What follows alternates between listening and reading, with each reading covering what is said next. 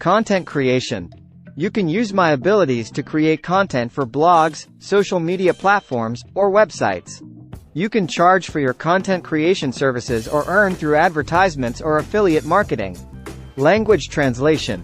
You can use my language translation capabilities to translate documents or websites for clients.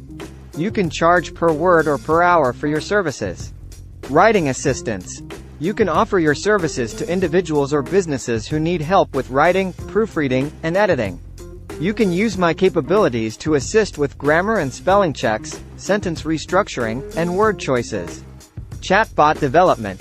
You can use my conversational abilities to create chatbots for businesses.